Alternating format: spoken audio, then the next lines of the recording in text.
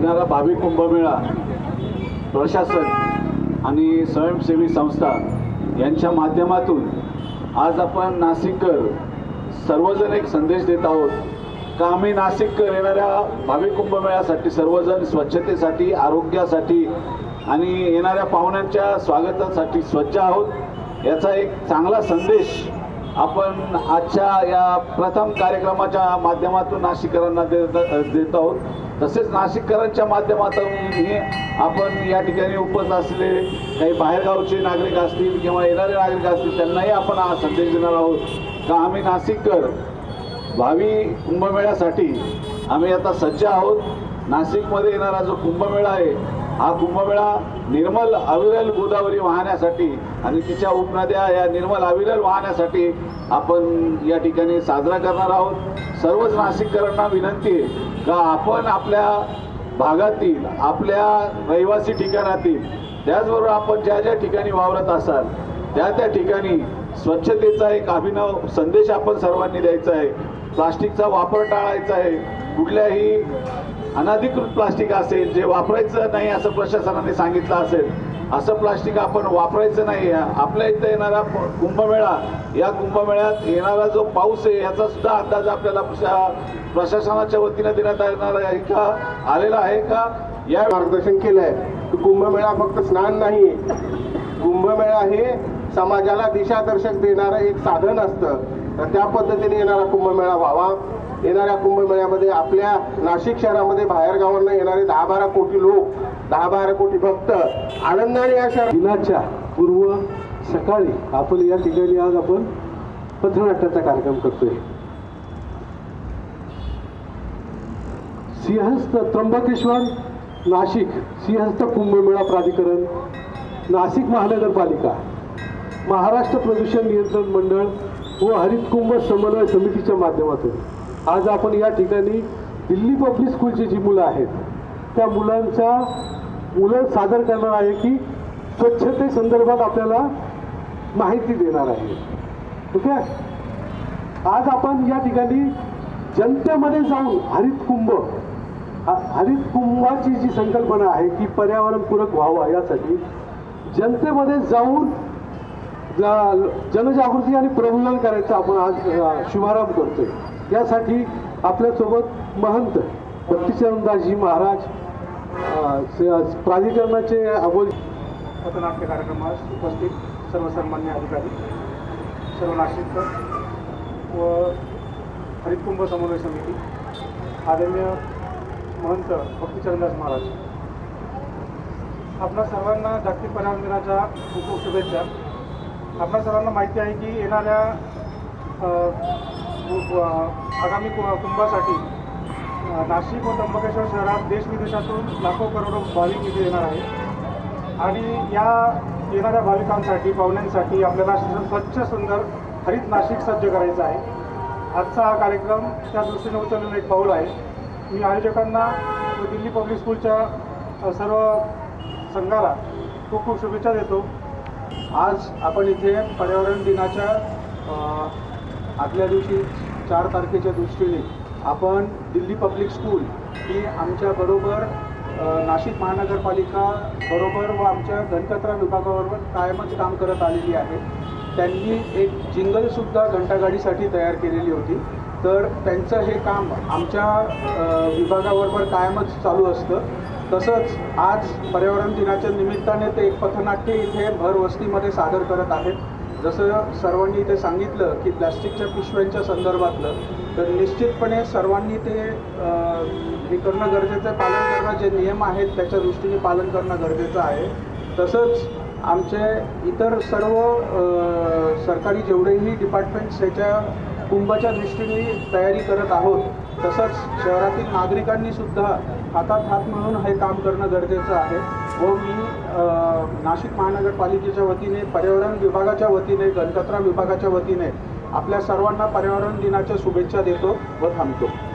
जय श्रीराम। आज पर्यावरण दिवस निमित्त सर्व नासिककर आज हम लोग गणपति बापा की समोर, गणपति जी के सामने हम लोग आज संकल्प लेते हैं जे हमारे नासिक स्वच्छ आणि सुरक्षित केंद्र आहे. कार्यक्रमनिमित्त हमारे महानगरपालिका के पदाधिकारी, हमारे सिंहस्थ प्राधिकरण के पदाधिकारी और हमारे हरित क्रांति के जो ऐसे पदाधिकारी और दिल्ली स्कूल पब्लिक स्कूल के बच्चे आज ये पर्यावरण दिवस निमित्त हम लोग जो कार्यक्रम आज आयोजन नियोजन किए, कहीं ना कहीं नासिककर के लिए एक उत्साह आनंद की वातावरण है. कहीं ना कहीं अपने के माध्यम से कहीं ना कहीं छोटा सा संदेश सब लोग को पहुंचाने का हम लोग काम कर रहे हैं. पिछले सिंगस्त में सर हरित कुंभ की हम लोग शुरुआत किए थे और इसका बहुत पूरे विश्व स्तर में इसके नाम हुआ. ये सिंगस्त कुंभ मेला तो होता है, लेकिन एक हरित कुंभ के नाम पे ये प्रचार हुआ था, जिसका बहुत बढ़िया उसका नाम हुआ. इसका काम आने वाला हरित उज्जैन कुंभ में भी इसकी वो लोगों को बड़ा आकार से लोग किए. तो कहीं ना कहीं हम लोग नासिक जो काम करते हैं, आने वाले सिंगस्त को कहीं ना कहीं संदेश हमारे नासिक की ओर से जाता है. सांगायला आलो आम्ही ऐका हो ऐका ऐका हो ऐका तुम्ही ऐका हो ऐका सांगायला आलो आम्ही ऐका हो ऐका दारूचे पप्पा आणि भाऊजी मम्मी रिक्षावाले काका आणि भाजीवाल्या मावशी ऐका हो ऐका तुम्ही ऐका हो ऐका सांगायला आलो आम्ही ऐका हो ऐका ऐका हो ऐका तुम्ही ऐका हो ऐका सांगायला आलो आम्ही ऐका हो ऐका ताई दादा तुम्ही ऐका आजी बाबा तुम्ही ऐका असलेल्यांनी नसलेल्यांनी जमलेल्यांनी सर्व ऐका ऐका हो ऐका तुम्ही ऐका हो ऐका सांगायला आलो आम्ही ऐका हो ऐका ऐका ऐका म्हणता पण काय ऐका अहो उन्हाचं झळा बसतायत की नाही यावर्षी हो नळाला पाणी येतंय का नाही नाही अहो साधा चिमण्यांचा आवाज तरी येतोय का नाही पाऊस वेळेवर पडतो आहे का नाही मग हे सगळं कशामुळे होतंय अहो तेच तर सांगायला आज आम्ही इथे आलोय नमस्कार आम्ही दिल्ली पब्लिक स्कूल नाशिकचे विद्यार्थी आपल्या समोर सादर करीत आहोत एक प्रदूषण आणि स्वच्छता अभियानावर पथनाट्य. स्वच्छ भारत बनवणं हे जरुरी स्वच्छ भारत बनवणं हे जरुरी स्वच्छ भारत बनवणं हे जरुरी.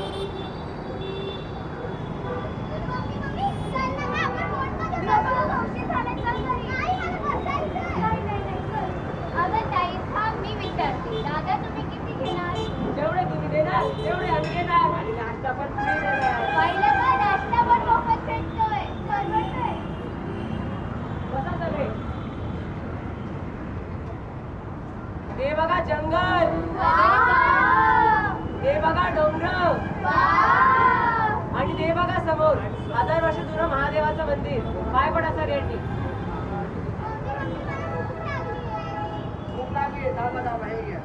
हे तुम्हाला आणि हे तुम्हाला.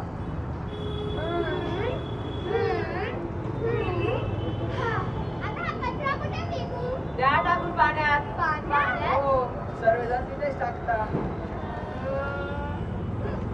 चला आपण आपल्या स्पॉटवर पोहोचलोय. उतरा सगळे.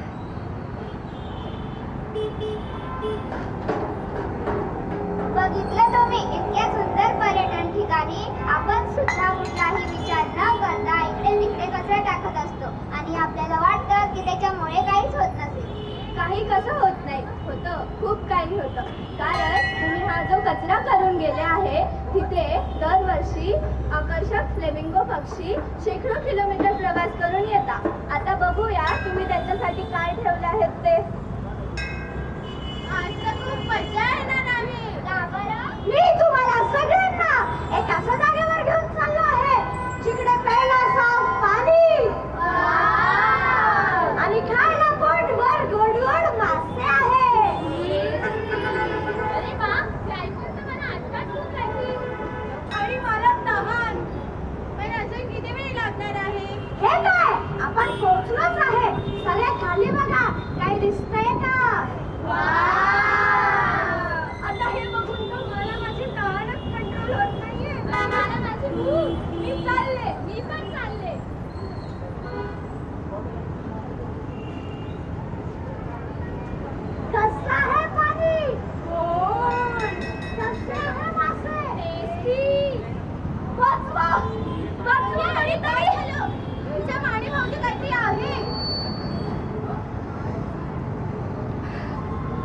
आणि ही काय आहे? ही तर प्लास्टिकची माळ आहे. काय? प्लास्टिकची माळ? राठोडीच्या खांद्यात काहीतरी अडकलं आहे. 1, 2, 3. अरे हे काय? हे तर प्लास्टिकचं झाकण आहे. काय? मी मासे समजून प्लास्टिकचं झाकण खात होते. ही तर मधलीच असते. आता मला नाही राहायचं इकडे. मला पण नाही. ही जागा पहिले खूप सुंदर होती, पण आज ही जागा बदलली आहे. चला आपण इकडे नाही राहायचं. तू कोण? मी मच्छर. मच्छर वाचवा.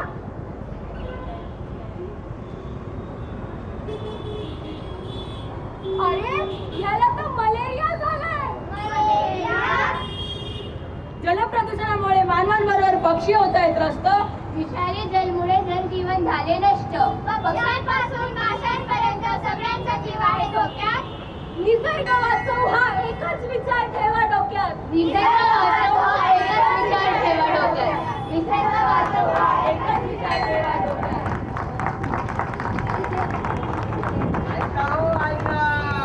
सुंदरनगर मध्ये जागोजागी कचराकुंड लावलेला आहे. सगळ्यांनी कचराकुंडांचा सदुपयोग करा आणि निसर्ग स्वच्छ ठेवा. ऐका हो ऐका.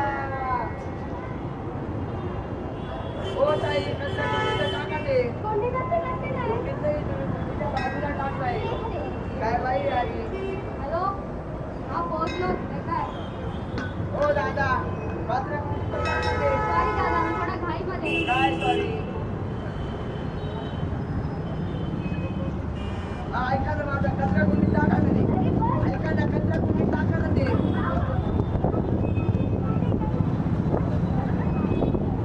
पकडा पकडा पकडा पकडा, जाऊ नका देऊ, जाऊ नका देऊ. पकडून घ्या, जाऊ नका देऊ प्लीज. हा हा. तेव्हा माझं ऐकून कोणी कचराकुंडीत टाकत नाही तर मी कशाला या गोष्टीसाठी पुढाकार घेऊ?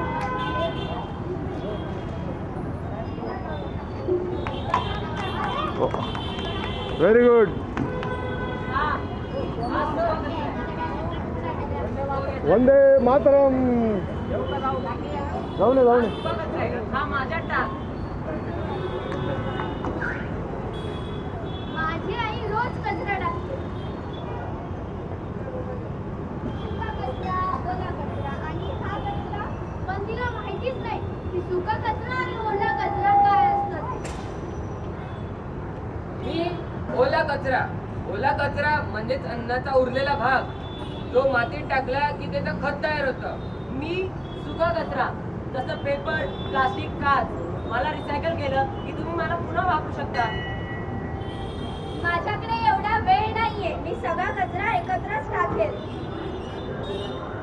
तुम्ही लोक मला खत बनवू शकले असते, पण शेवटी तुम्ही मला कचराच बनवला. मला रिसायकल करून तुम्ही मला पुन्हा वापरू शकले असतात, पण शेवटी तुम्ही मला प्रदूषितच केलं.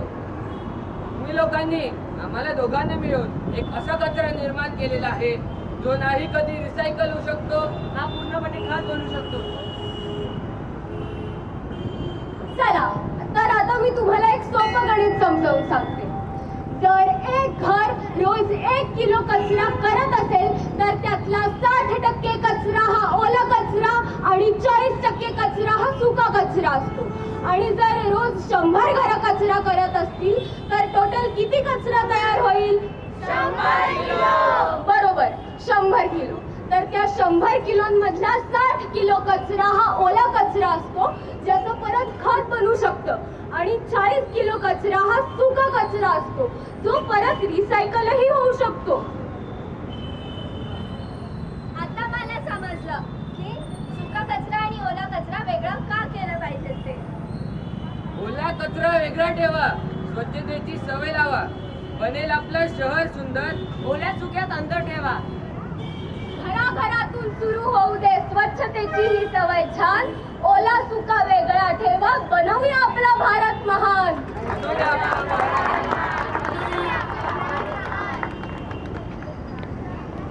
आलो 1 मिनिट, पण स्टंप कुठे? अरे नाही, झाडच स्टंप आहे. माझ्या बाजारापासून हे झाडच स्टंप होतं. हा ठीक आहे, चल. हे घे, आउट.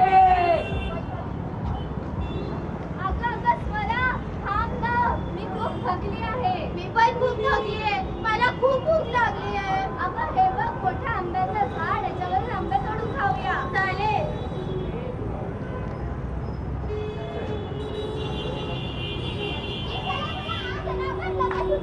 हो हो.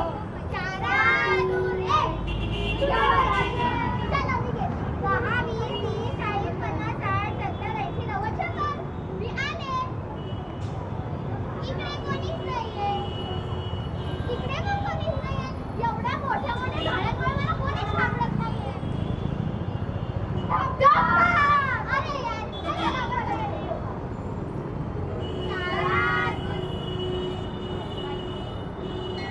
अहो, अजून किती वेळ लागणार आहे? हे काय 4 किलोमीटर वरती तर आलो. पण मला भूक लागली आहे. कुठे बसायचं? हे काय झाडाची सावली तर पडली. इकडेच जेवण करू आणि आराम करून जाईल. चला चला बसू. आता बरं वाटतं की नाही? आठवतं का जेव्हा पण आपण प्रवास करतो तेव्हा ही कोणत्याही झाडाच्या सावली खाली बसतो आणि जेवण करायचो. आणि खेळता खेळता भूक लागली तर आंबा पेरू जांभूळ सगळं जवळच मिळायचं. अरे स्टंप म्हणजे झाडच होतं. झाड म्हणजे आपलं प्लेग्राऊंड होतं. आधी रस्त्याने ठिकाणी ठिकाणी मोठे मोठे झाड होते. आता ते कमी होत चालले. आता झाडं नाही, कॉन्क्रीट आहे. कॉन्क्रीट. फळे नाही, प्लास्टिक आहे. प्लास्टिक. खेळ नाही, मोबाईल आहे. आणि आज गरम पण इतकं होतंय की फॅन एसी कूलर शिवाय जगणं पण हैराण आहे.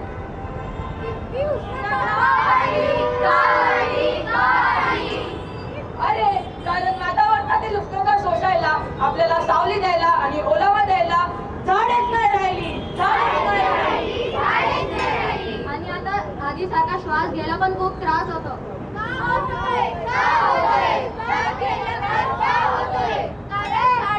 कमी आणि प्रदूषण वाढलंय. अरे एक वेळ होती जेव्हा झाडे भरपूर होती, हवा थंड होती आणि माणूस निसर्गाशी जुडला होता. झाडे ही फक्त फळे, सावली आणि प्रदूषण नियंत्रणापुरतीच नसतात, तर मानवाला जिवंत ठेवण्यासाठीही खूप महत्त्वाची भूमिका बजावतात. अहो, आता मला सांगा, आपल्याला जगायला सगळ्यात महत्त्वाचं काय? बरोबर. आणि ह्या ऑक्सिजन निर्मितीचे काम झाडच तर करत असतात. एक माणूस वर्षाला 550 लिटर ऑक्सिजन घेतो आणि एक झाड वर्षाला 100 ते 120 लिटरच ऑक्सिजन देतो. म्हणजे एका माणसाला जगायला 5 झाडं आवश्यक आहे. म्हणजे मी फक्त 5 झाडांवर जगतोय? हो. आणि तुम्ही झाडच नाही तर त्या 5 लोकांचा श्वास कापता आहात. आज जर झाडं लावली नाहीत तर उद्या ऑक्सिजन विकत घ्यावा लागेल. प्रत्येका व्यक्तीने किमान 5 झाडं जर लावली तर पृथ्वीचा समतोल राखता येईल.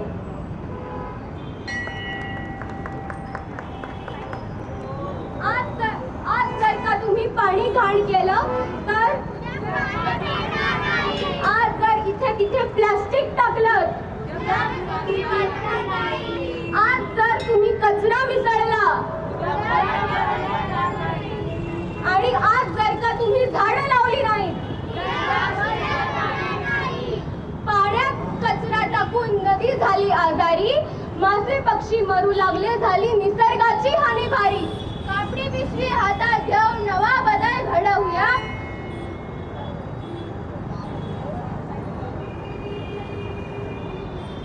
स्वच्छतेची सवय राखून प्रदूषण थांबवूयात. ओला सुका वेगळा करून स्वच्छतेची वाट धरूया. पूर्ण वापर आणि खत निर्मितीतून स्वच्छ भारत घडवूया. स्वच्छतेची सवय लावूया. स्वतःपासून सुरुवात करूया. स्वच्छ आणि सुंदर भारतासाठी हातात हात मिळवूया. आम्ही दिल्ली पब्लिक स्कूल नाशिकचे विद्यार्थी आशा करतो की तुम्हाला आमचा संदेश समजला असेल आणि कळली असेल आपल्या स्वतःची जबाबदारी. धन्यवाद. तुम्ही आमचे पथनाट्य बघितले. स्वच्छ भारत बनाना है